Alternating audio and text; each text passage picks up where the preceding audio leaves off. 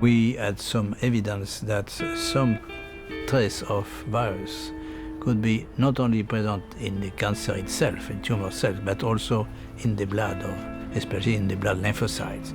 So I was starting culturing lymphocyte white blood cells, and this technology, of course, could be applied very quickly to the discovery of the AIDS virus.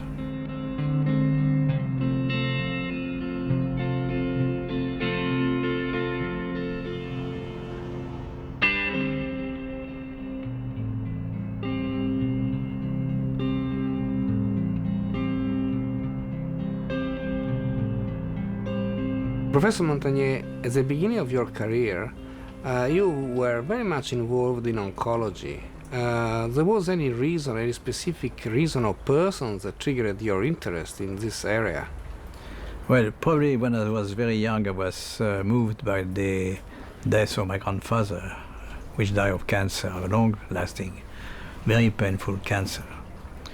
And a little later, when I started my medical study also, I was moved by the fate of many patients, dying of cancer. Of course, now cancer partly can be cured, but not completely. And I think there are still many problems to be solved to eradicate cancers. When you, for the first time, saw the new virus under the microscope, what was your first feeling? Was a feeling of excitement? Was a feeling of curiosity? We started looking at lymph nodes, swelling lymph nodes, which were an early sign of HIV or AIDS.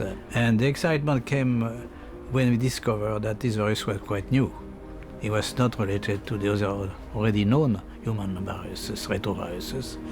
And of course, when we realized also that this virus was the best candidate to be the cause of AIDS, not a consequence, of course the excitement was much higher. And we were rushing, we were about 10 people, but rushing to find every argument to prove this virus was the cause of AIDS, and we succeeded. How would you describe research in medical field? For you, is knowledge, is curiosity, is excitement? Many reasons. One of passion, of course, we have to be passionate, finding something new.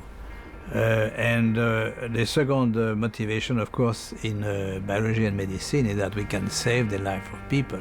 And this was particularly the case of AIDS, because we could see, patients dying, especially children dying of HIV infection. This was very moving. We could do not much at that time, but of course, research, medical research, not us, but some from the pharmaceutical industry, helped very much finding new inhibitors which could not cure, but keep people alive. As you are aware, ESHRE has more than 5,500 members from 114 countries. What would be your message to these young researchers? I would say they are touching a very important subject, human reproduction, but also they have to be very cautious. You are touching not only to an individual, but you are touching also to the future generation, which will depend on that generation.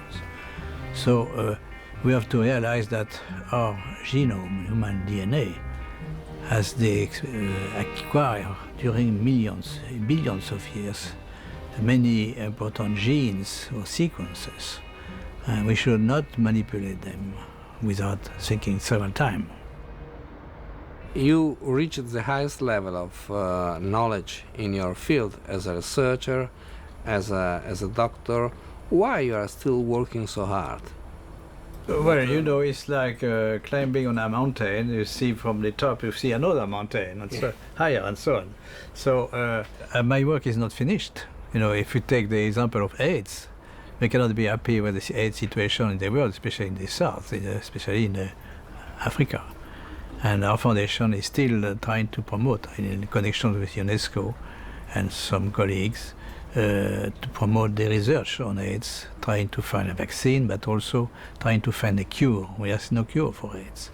So eradication of HIV infection is not my only goal, but it's still a very important objective in my life. And I have been working also on chronic disease. I'm aging myself. I'm concerned by the chronic disease occurring when we are aging, especially the neurodegenerative disease like Alzheimer, Parkinson, multiple sclerosis. I think my main motivation is preventing disease now, even for myself.